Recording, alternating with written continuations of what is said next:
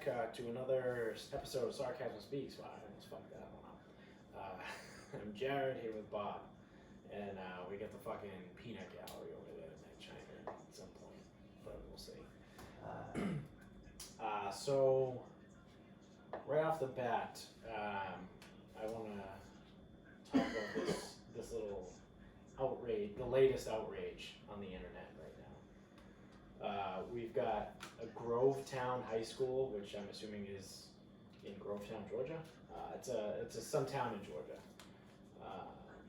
Some kid wrote something in his yearbook quote. So it's pretty straightforward. You know how like kids write quotes for the yearbook, like they have their picture and then they write little shits. Yeah, our high school didn't do that. Did it? I don't think so. I don't think we had quotes. I had quotes in mine. I was on the yearbook. Everybody? Nah, I don't think not. I think you were able to put one in if you wanted to, but I think we had a quotes page.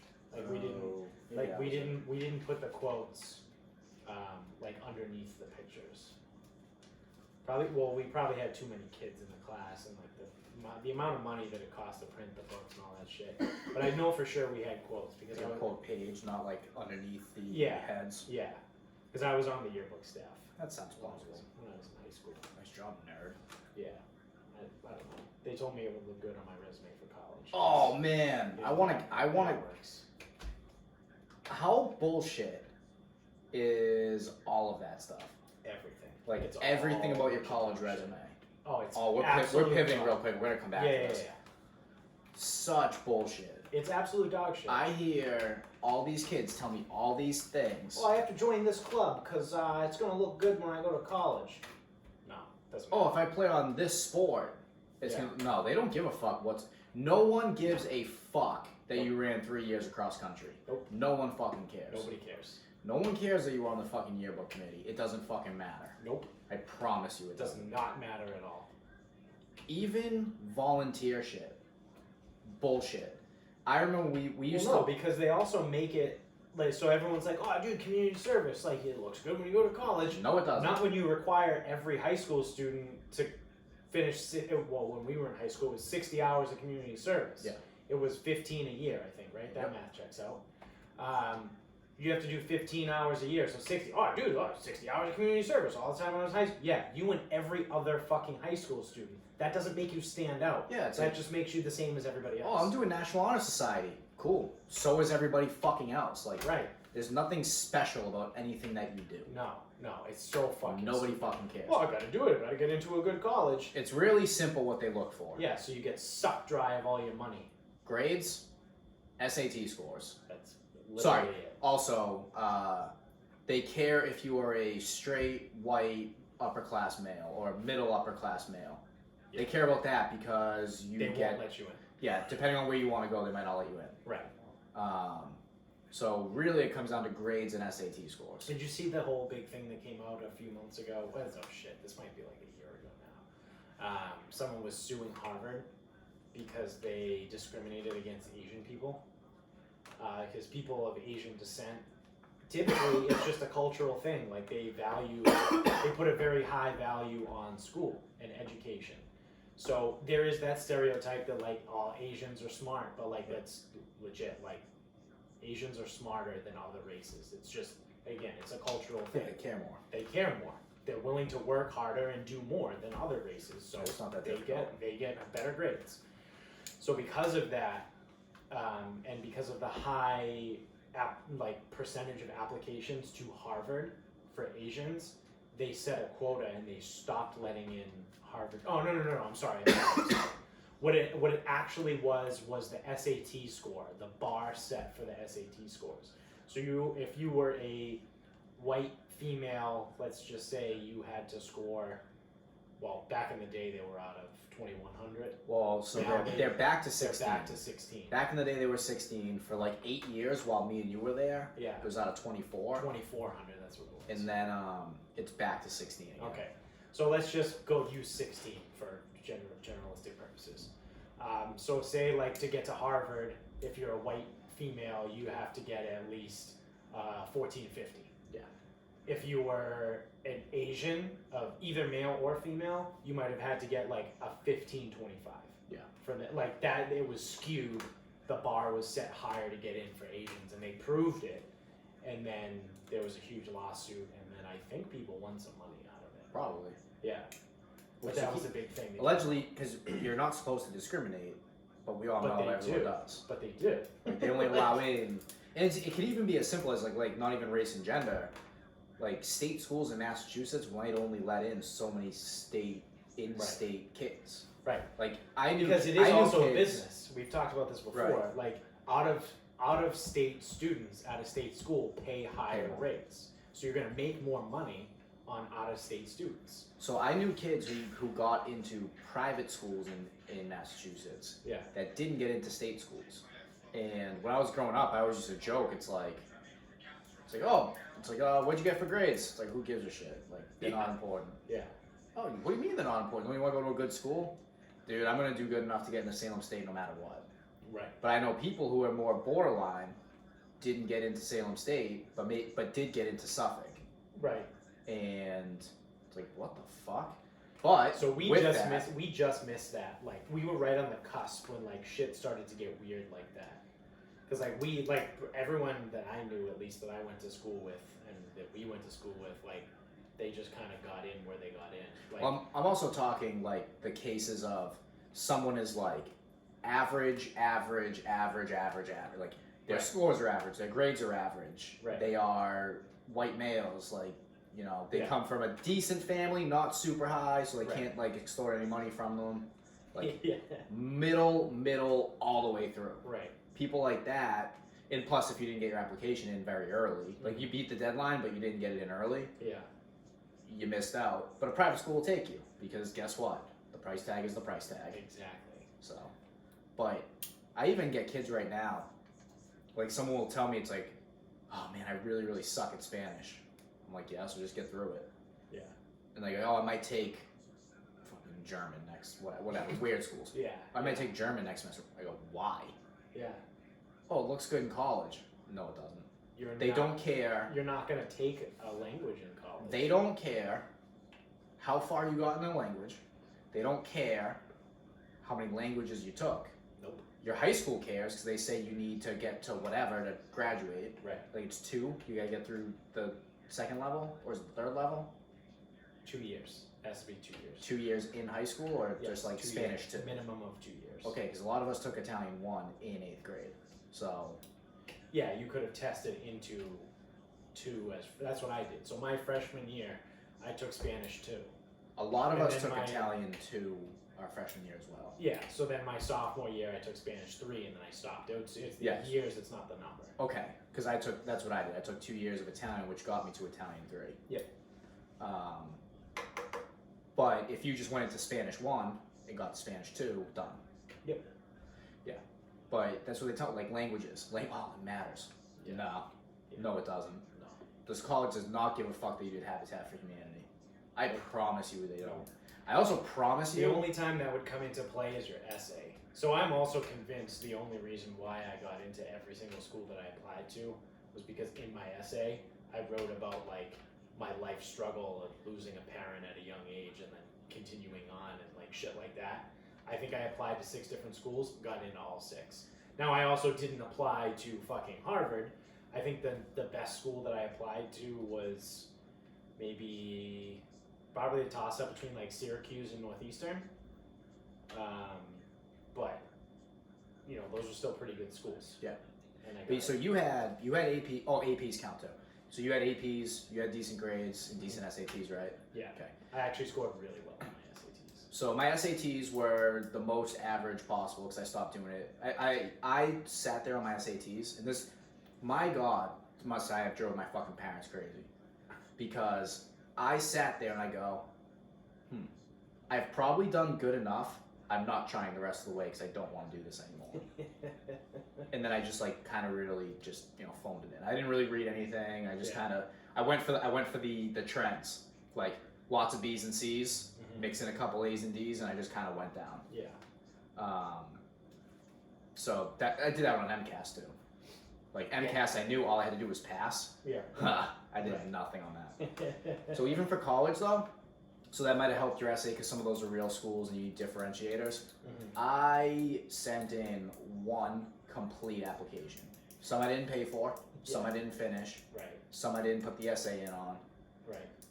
And I'm convinced that because my SAT scores were above average, and I had, in high school I had a 3.6 GPA, I'm convinced that was good enough to get me to any school that didn't require any real effort.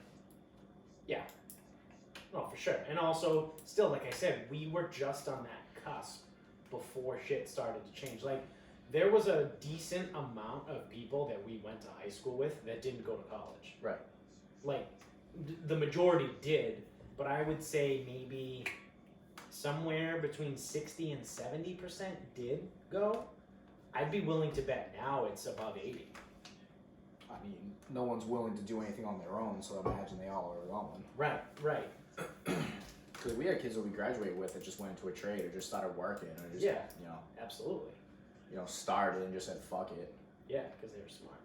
Well, turns out. Depends, but. Yeah. But, my God.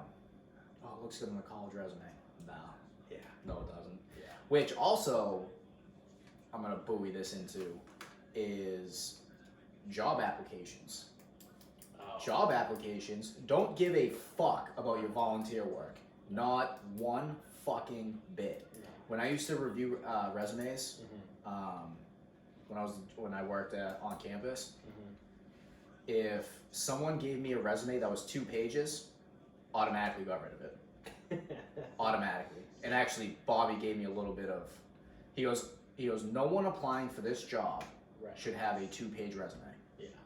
He goes, skim through it, but I'm willing to bet that it's all bullshit. Yeah. And he goes, if it's all bullshit, I don't want to read it. I actually did have a 2-page. I do, but the second page of my resume is the education and the references. That's where you put in like high school. Put your references on your resume? Yeah, absolutely. Or you just write references available upon request. But anyway, because that's the thing is like but this is what I mean is like people don't want to read 2-page resumes. Right. But people would fill these fucking things up with all this volunteer shit. It's like I don't give a fuck about any of your volunteer stuff. Yeah, fuck off. You never have worked a job and you have a 2-page resume. Get the fuck out of here. Yeah. Like you're going right in the trash. Yeah. Immediately. Yeah. And then it was like, God forbid someone actually had something good on there. That never happened. So, but my lord, he even said even most young professionals shouldn't have a 2-page resume. So yours is 2 pages because your education and your references. So typically your references would be like available upon request, different sheet. Right. And then depending on how you format this thing too, because he was a whiz with that stuff. Oh yeah. Yeah. So depending on how it's formatted and the font size and all that crap, it really like even for you, it should probably still be close to 1 page because I've worked a lot of fucking jobs. I know, but none of it's relevant. Like that's what that's part of it. Well, it. none of it's relevant to anything No. I've done. No. But like, so what I mean is like you wouldn't go back to like because for the job unless you're going back to the fitness industry, you would not put on there Fitness Together or AR. Like you wouldn't put that stuff. You would only put the stuff that's relevant to the job you're applying for. Yeah. So that's the other thing.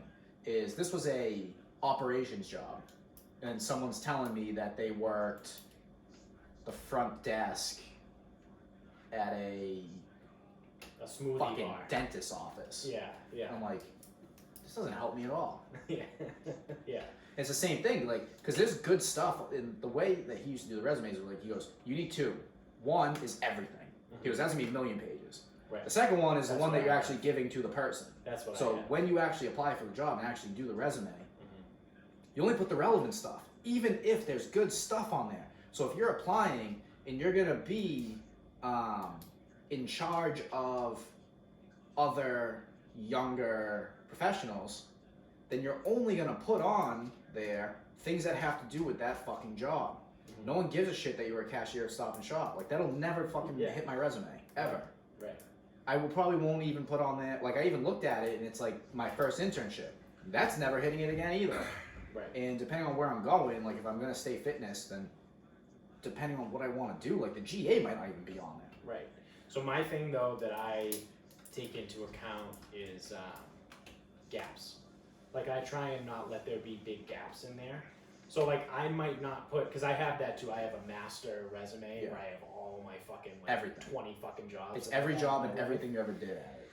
And so what I'll do is, like, if I'm applying for stuff and I know it's not relevant, I don't want there. So, like, if I'm going for, like, a managerial job, I was a manager at the liquor store, but I stopped working at the liquor store, I don't know, probably in, like, 2013, maybe? 2014? So I was there for like 5 years. And then, like, I'm not gonna put, like, I'm not just gonna not put anything. So they're like looking at a resume, they're like, let's see, manager, 2014, and the next job was 2017. They're like, well, what the fuck did you do for those 3 years? Well, that's easy. You tell them so like, but you would put something in between. You would put that you ran the business. Now, obviously, right? No, I know. Like, I'm just giving. But that's relevant. But I'm saying that's relevant. Yeah, absolutely. But I'm saying, like, I'm just playing devil's advocate. But you can also let. So, but here's that's the part. I don't like gaps. You let in time.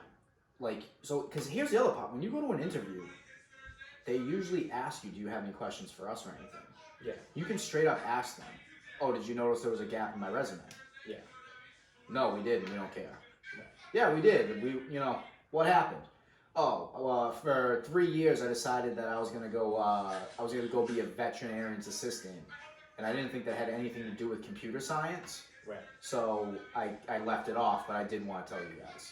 And that's hard. That's like, that is actually more professional than just throwing a bunch of shit on a piece of paper just to make it look like you matter. You also run into the issue, though. It's so subjective, because you then run into the issue where... Well, this also depends. When I was looking at resumes, when I was a supervisor, if there was a 3-year gap, I wouldn't even call a person. I'd be like, what the fuck are you doing for 3 years? Would you just fucking dick off, sell drugs? Like...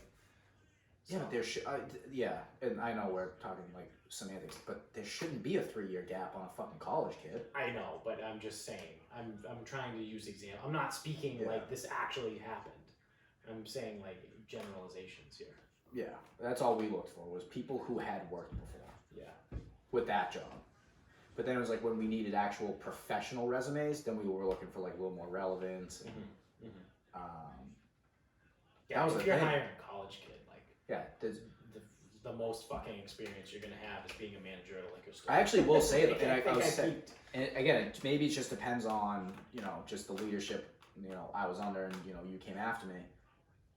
If you were a vet's assistant for 3 years and I was hiring you for IT or operations, I would throw your resume out. No, I would, because I'd look at it and I go, this isn't the person we're looking for. Right. But you're overqualified. No. Like, I'm just saying, like, it's not relevant. Right. Like a vet's assistant just applied for a management job. Yeah. But if that person like overwhelmed me with management experience and relevant stuff, I probably wouldn't have even noticed the gap. So that's actually an interesting point. And then when I just said overqualified, it reminded me of something at my current job a few months ago. There was somebody that applied for a job. So we kind of have like two different tiers called, like, we have a specialist and a clinician. The clinician has to have a master's degree, whatever. So in a related field, because mine doesn't count. So I don't get the pay bump. Right. But so there was someone that applied for the job with a PhD, and they worked somewhere in like a clinical hospital setting or something. And everyone was like, this was when I stopped being the supervisor, but I was talking to a supervisor about it. And they were like, oh wow, like, wouldn't this person be amazing to get on the team? And I literally looked at her and was like, honestly, probably not. She's like, what do you mean? She's got a PhD, she used to work in a hospital setting. And I was like, well, what we do here is, it's similar, but like, we're not in a hospital setting. And this person with a PhD why do they have a PhD? Oh, they're cool with making $48,000 a year? With a PhD. With a PhD? Like, why are they in, like something doesn't add Something's up not here. right. Something stinks. Yeah, and they ended up bringing the lady in to interview. And Yeah, so typically that still gets the interview, right. but you have a lot of red flags. Right, but then lo and behold, like 2 weeks later, they called to offer the job, and she had already accepted somewhere else. Right. So it's like, yeah, I mean, I don't want to tell you guys that you wasted your time, but like you wasted your time, and I called this from the beginning. Like Right. someone with a PhD that used to work in a hospital doesn't want to work for this fucking company. No. Nope. Like it's just it's not a fit. That's not what we want. Right. Yeah, and that's how that whole thing goes. Yeah. I miss some of that stuff. Yeah, I hope I get to go back into it. I mean, if I ever get, it depends on whatever happens with the gym. Like I get back into some of that stuff because even like the interns, there's not a huge pool of interns. Right.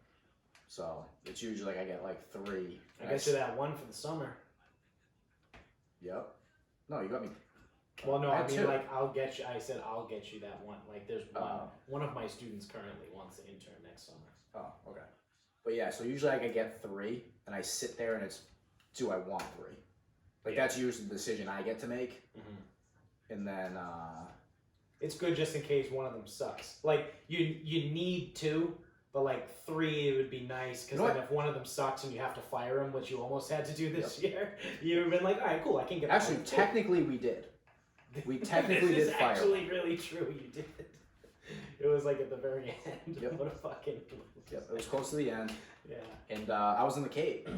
Yeah. And Chris told me that he was firing the intern. Yep. That was that. Oh my god, that whole thing was insane. Yeah. But that's the thing. You never know what you're gonna get. No, but actually, I actually tell the interns this. I go, so guys, don't take this the wrong way, but it's not a threat either. But like, I just want you guys to know that this business runs with or without you guys. I don't need you. I go, interns typically are unreliable. Yeah. So we structure our schedule in a way where I don't actually need you guys. Right. I will utilize you guys, and how much I utilize you guys is really up to you. But I don't need you. And they all look at me funny. Imagine that. Yeah.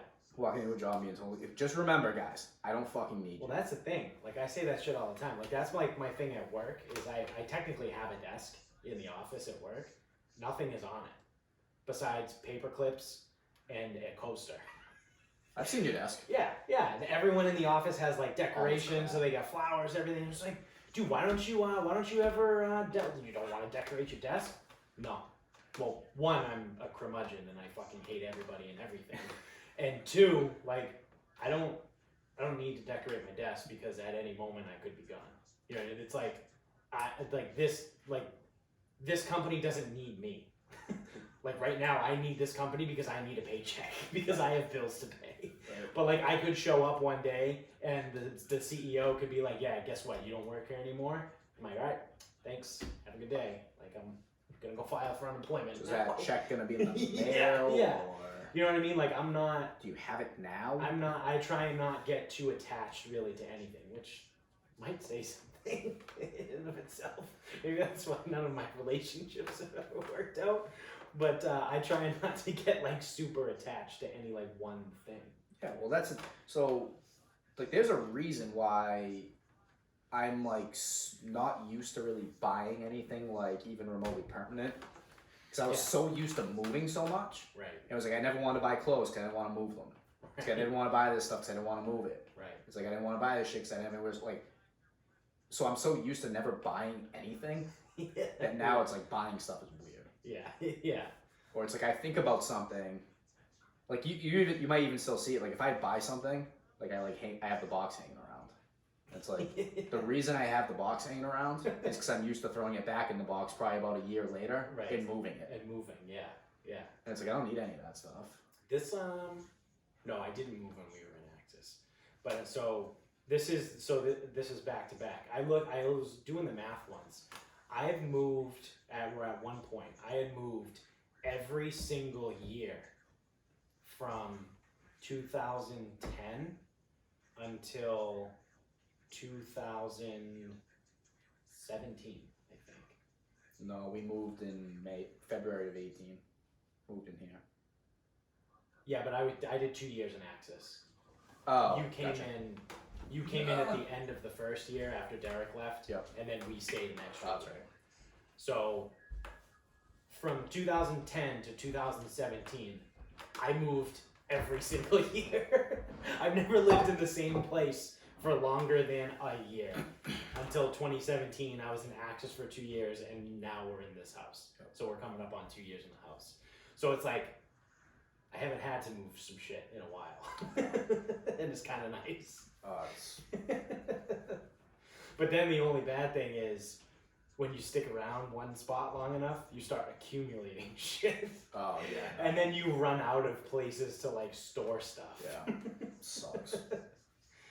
Like I was just like, oh shit, where the fuck am I gonna put my AC? And now we have 2 ACs just chilling in the fucking living room. Yeah, but that's also because we're running a brothel here. Yeah, no, that's true too. We gave up all of our storage space. Yeah, that's a fair point. But so I was like even like rifling through my room.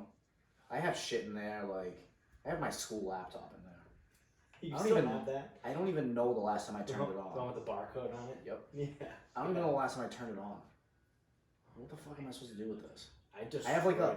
I have chargers. I have laptop chargers in like a backpack. I don't even know where the laptops are. Dude, I had the same. I had random backpacks when we moved here. I had just backpacks like full of stuff. Yeah. That's the one thing I've grown to accumulate ridiculous amounts of over the years. I actually just threw out a few, like maybe 6 months ago, is backpacks. I think at one point I had like 6 or 7 backpacks. I have an iPod Touch in a backpack that I used in college. I just pulled a bunch of pens out of that same backpack that I bought in college. I fucking graduated grad school in 2014. That's good. Like, it's insane. Like I don't even know what the fuck is in my closet because it was just like I just throw boxes in. Right. Like there's gonna be stuff up there that I don't even know. I'm gonna look at it and I go, what? I don't even know I had this. Yeah. No, it's just what the fuck is going on? What is this? What is this shit? Yeah. I haven't seen this in 3 years. How did this get here? There will if I actually go through my closet, there will be stuff that I didn't know I had. Yeah. No, for sure. Is this sweatshirt up there that I got for Christmas one year? Still has a gift receipt on it. Never wore it. That's awesome. That's the best. Clothes suck. Like cleaning out clothes. I may have to actually buy new clothes. I may have to actually dress like an adult. Potentially. I'm not trying to get my hopes up here. Sounds like someone's counting their chickens before they hatch. No, I'm just talking about it. And I think maybe if I talk about it, it'll be You're going for the old reverse jinx. yeah. All right. We'll turn it into reality. Put the juju out into the world. But I mean, we'll see. I mean, it didn't work out last year, so there's a chance it won't work out again. Yeah. But I don't know. We'll see. Yeah. Anyway, so what did you open up with? Oh yeah. Then we started talking about how schools suck. That wasn't even it. It was just how fucking college resumes don't matter. Oh yeah, that's what it was. So Grovetown High School in Georgia. There was a student that posted something under his picture. There was a quote, and his quote is, and I quote, "I don't know why people think Jesus Christ is coming back. He wasn't nailed to a boomerang."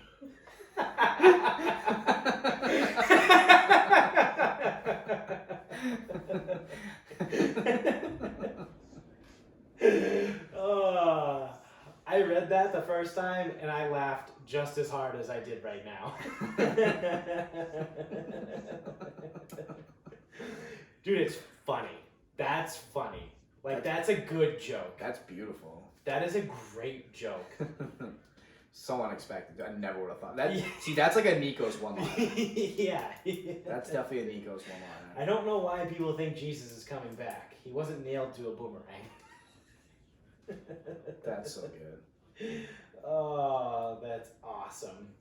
But now people are fucking butthurt over it. About what? That, like, it's insensitive. To who? So the Columbia County School Superintendent said, "We allow our seniors to make quotes under their pictures. Maybe that's not a good idea, because sadly, in the day we live, something that's not offensive to one person can be offensive to another." Caraway said a yearbook sponsor worked with students to oversee it before publication. She said a review of whether students should be allowed to make quotes in the future is underway. So now, no more kids are going to be allowed to make quotes. So you're telling me this has got to be some like fucking super fucking religious place. Well, it's in Georgia. That's what I mean. And it's insensitive to Christians because their belief system is that Jesus will return at some point. Yeah. Wasn't nailed to a boomerang, though. It wasn't nailed to a boomerang. I mean, aren't there religions that, I know he's made it as a joke, but aren't there religions that don't believe that? Yeah. That he's coming Jews. back? Jews They don't believe he's coming back. They don't believe Jesus was the Son of God. That's the big difference between Christianity and Judaism. They just think Jesus was like some guy who was like a prophet and like did some weird shit and like but he wasn't the Son of God. Yeah. Which, you know, all things considered, they're probably closer to the truth. I don't know, dude. The Mormons might have it. Yeah. I mean, God was mad at them about getting those or losing those gold plate transcriptions. So. By the way, that was one of my favorite things, and South Park did it for Scientology and Mormonism. Joseph Smith. And they did the episode about it. Yeah. And then they would like go into the details, and they put a little disclaimer at the bottom. This is actually what Mormons believe. This is actually what Scientologists believe. Yeah. Because it seems so fucking crazy. Yeah. And then we threw that hotel party when we were in high school. Yeah. And the Book of Mormon was in the nightstand. And I was reading it. Also, I don't want to say that we're trailblazers, but like we're kind of trailblazers. Is that hotel parties are now a legitimate thing. Like kids have them all the time now, to the point where they have their own name. You know what the kids are calling them? Tellies. Yo, there's a telly this weekend. So kids used to do them, I think, when we were in high school. Because I had to get the idea from somewhere, but I think people used to go to La Quinta in Somerville. Yeah. They used to just throw hotel parties there. Yeah. Tellies. There's also like a lot of really fucked up shit that can happen at like hotels and hotel parties. We actually talked about it today in my training. That's where a lot of sex trafficking goes down. Yeah, it's easy. Yeah. And like they were like describing like hotel parties and like kids going there, and I was like, I did that in high school. Yep. But we didn't like sex traffic. I don't think anyone even had sex in those rooms. I think we were all just fucking hammered. We were all like it's extremely 17, 18, 19. It's extremely unlikely that Yeah, we were just fucking spilling everywhere and breaking toilets and puking and just drinking copious amounts of alcohol. Fairness, the first two were very tame. Yeah. Very tame. No, that is true. The worst that it got is when we played the pacifier drinking game. Where anytime Vin Diesel did anything lame, you had to go to the front desk and ask for something. Yeah. Yeah, I remember that game. Yep, so we got a milk crate. I got the cup of sugar. Someone... Oh, shit. Vinny got the crate, I think. Yeah, Vinny got the milk crate. No, Vinny tried to take the phone. Yeah, he tried to take the phone. Yeah. Yeah. There was like, because back in the day, I don't know if you guys are fucking how familiar you are with hotels. Back in the day, in the hallways of hotels, there were phones. They had landlines. Yep. And it was like the old school, like you pick the receiver up off of the thing, and it was a cord, and then Vinny just disappears, and then he comes back, and he's dragging the fucking receiver, and then the big part with the numbers on it is just behind him on the ground. We're like, Vinny, where the fuck did you get that? He was like, I don't know, it was down the hall. So we're like, you have to put that back.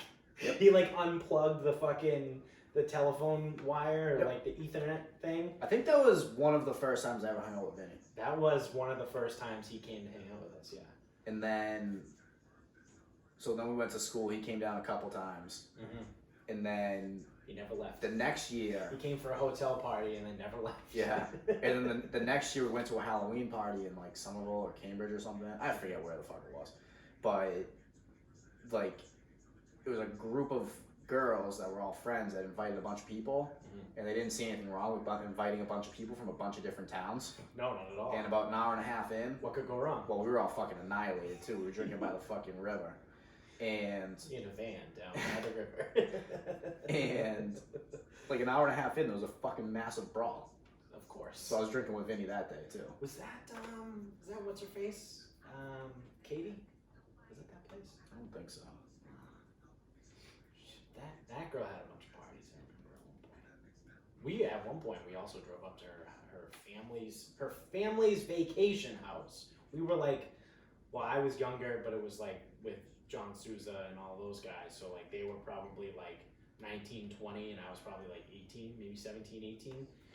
And we drove up to her family's fucking vacation house in Hampton Beach, and we just threw a ripper the entire weekend, and just there was just shit everywhere. Yeah. And looking back on it now, it's like, wow, it's kind of a really shitty thing to do. Yep. But we didn't care. We were 19. Oh, don't care. Yeah. Just like I also don't care about this outrage. That one's like George outrage. Yeah, that is a really good fucking joke though. It's like, yeah, but it's like, again, George outrage. Like, I will never understand the Confederate statue outrage, because I would look at it like, Right. one, it's a statue, I don't give a fuck. Yeah. Two, whatever statues are in Boston, go ahead and rip them down, I don't fucking care. Right. Don't care. My life is unaffected by that. Yeah. But I'm not someone down there who does care. Yeah. So I don't know. Yeah, I'm not offended by it at all. I'm Christian, Catholic, technically, I guess. yeah, we're bad Christians. I was also loophole though. I was never confirmed. I'm an unconfirmed Catholic, so I feel like I have a leg up on everyone else. Everyone's like, "Oh, I'm a fake Catholic." Well, I am a very fake one because I was never even confirmed. Chris Healy, friend of the show, Yeah. never went through with communion. Oh, he's got me beat. Yeah, yes he does. That's funny. Because at a wedding, Yeah. one of his buddies, full mass, Mm-hmm. they're coming around with the communion. He had to be like, he basically had to tell the dude no. Like, Yeah. nah, man. Yeah. Gotta hit him on the head. Like, heathen. Oh yeah, that's right. That's what they do. They just like tap you on the head. Yeah. Huh. That's funny. Oh man. So 15 years ago, this week was the Malice at the Palace. The Ron Artest thing. Which is really funny because it got brought up this weekend when Nikos and Vinny were down here. Remember because we were talking about like the Myles Garrett thing, Right. and the suspension, and then everyone was like, "Oh yeah, no, like Ron Artest got suspended, but I don't think anybody else did," and like nothing really ever came of it. And that's what it was, because pressing charges. Mason Rudolph was talking about pressing charges against Myles Garrett. For those of you that don't know, this is football. Myles Garrett's defensive end for the Cleveland Browns. He ripped the helmet off of Mason Rudolph, who was the quarterback for the Pittsburgh Steelers last week, and proceeded to bash him over his head with his own helmet. Like whack-a-mole. Yeah, literally like whack-a-mole. Myles Garrett is a massive human being, and Mason Rudolph is just a quarterback. So he obviously kind of got fucked up. Myles Garrett suspended for the rest of the year indefinitely, and Mason Rudolph at the end of last week was talking about like pressing like assault charges against Myles Garrett, which I think is fucking bullshit. Which led us to the topic on Ron Artest, which is the Malice at the Palace. And when Ron Artest jumped into the stands and started beating the shit out of the fucking fans. Yeah. I think Jermaine O'Neal was part of that too. Like there was a whole thing, and those guys didn't even press charges. So it's like Who, the fans? the fans. Like those were like legit. Like Ron Artest legitimately knocked some dude out, and I'm pretty sure nothing came. Yeah, I mean, it's aside from him really being suspended. So I think the only times we've seen a lawsuit from something that happened in the game that actually stuck would have to do with the career of the player being dramatically affected. Like Todd Bertuzzi, Yeah. when he hit Steve Moore, and Steve Moore never played again. Right. Like I think those are the only real lawsuits that kind of stick. Right, because back in the day, I mean, I don't know what happened with Andre Giroud when Hainsworth stepped on him without a fucking helmet on. Yep. And I think he fucked his eye up. Like that probably like held a lawsuit. Right. But like I don't even think Mason Rudolph's in the injury report. No. So. Because a couple years ago, Montreal tried to file a claim against Zdeno Chara after he bashed Pacioretty into the stanchion. Yeah. That didn't go through. Like they didn't even file charges. I mean, I'm kind of speaking out. This is Vinny alert. Vinny's fact alert. I'm pretty sure they didn't even press charges like back in the 70s when the fucking guys jumped into the stands. Oh, they never would have. In hockey. Was that Gordie Howe? Was he part of that? That was Terry O'Reilly. Terry O'Reilly, yeah. He fucking climbed the glass and jumped into the stands and started pummeling Oh, fans. shit. Like, nothing even came of that. Was it Rick Middleton? Started beating some guy up with his own shoe? Well, like... They literally climbed in there. Yeah. Oh, yeah. That's why they had to make the glass taller. So the players couldn't jump and climb over. Yeah, I don't know. I think it's one of those, like, if you're going to sue, it has to be career altering. Like, and it can't, I don't even think it can be as simple enough. Like, because Pacioretty got kind of fucked up from that hit. Yeah. So Pacioretty missed time. Right. But there's insurance and there's safeguards in the contract, whatever. So Pacioretty was able to make a recovery and play again. Right. It's the guys that aren't able to make a recovery. Yeah. Or... like something that, because like even Giroud, I don't even know if he would have sued because it happened on the field, so therefore it gets covered by the team. You know, it's not like someone got fucking robbed outside the stadium, and even then they'd probably cover it still because it's a stadium. But you know, someone's like almost life has to get dramatically altered.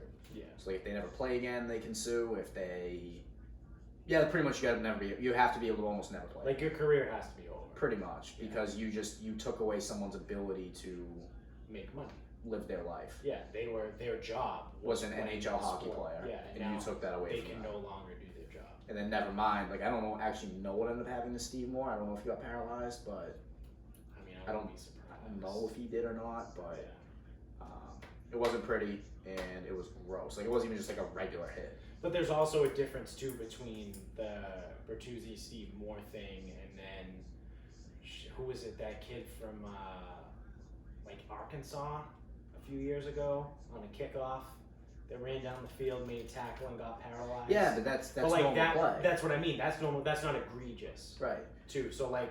The I guess thing was egregious. Because he punched him in the back of the head. Yeah. I guess the only difference is Myles Garrett took a helmet and used it as a weapon. Yes. Yeah, you can't do that. Yeah. But like Brashear, but I'm sorry, McSorley. Yeah. Fucking cracked Brashear in the helmet. I mean, Brashear came back to play, so. Right. I don't know. It's unique because we've never seen it before, but with Mason Rudolph being okay and able to continue playing. Potentially starting this weekend, dude, you got no plan. Sorry.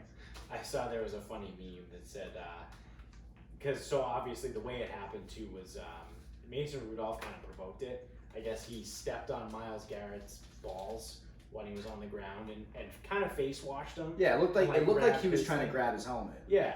So then Myles Garrett, being the absolute monster of a human being that he is, said, "Oh, okay, that's what you want to do? Well, now I'm gonna fuck you up." But so there was a meme that said, because everyone was kind of butthurt that Rudolph didn't get suspended. So this thing goes, the NFL is punishing the Pittsburgh Steelers by allowing Mason Rudolph to play next week. He fucking sucks. He's so bad. He sucks. Oh, I thought that was a good one. And but yeah, this is a crazy week in sports. Because like I said, 15 years ago this week was Malice at the Palace. Yeah, that was pretty good. Yeah, I remember that. That was like all over ESPN, and that was a time too when I actually used to watch ESPN all the That was time. also strange too, because like, why was Ron Artest like laying on the the timing table? Like he was just laying there. Yeah. And then someone threw something at him. Yeah. Yeah, they threw they either threw like a beer or like a cup of water. It was something like that. Yeah. And he just went into the fucking crowd. Yeah. I don't even think he hit the right guy either. Probably not. I think he was like laying down there, gets hit, and then just starts going. Yeah. Dude, that was nuts. I remember that. I mean, I was 12 at the time, right? It was 15 years ago. So it's like, it was just all over the place. It was just great. That was awesome. That was a good time. That was back when like you could still do shit. Like if that happened now, like could you imagine if someone went into the stands now? No. The dude would actually get sued, and like, oh man, people would be like calling for him to never play again. That's the biggest thing that pisses me off. Cut it, cancel it, The cancel culture. Oh, he went into the stands. He did something really bad. He can never play sports ever again. We need to take away his ability to make a living. It's like, no, you're just as bad as Todd Bertuzzi. You're taking away someone's ability to make a living. Yep. By doing that. Like, yeah, the guy's a fucking idiot and he's an asshole. Suspend him for a few games and then get on with it. Yep. So, I don't fucking know. But I'm the asshole. You want to wrap this bitch up? Yes, and I'm going first. All right. Because my final thought is something Nico's brought up pertaining to that exact play and suspension with Miles Garrett, Mason Rudolph. Yeah.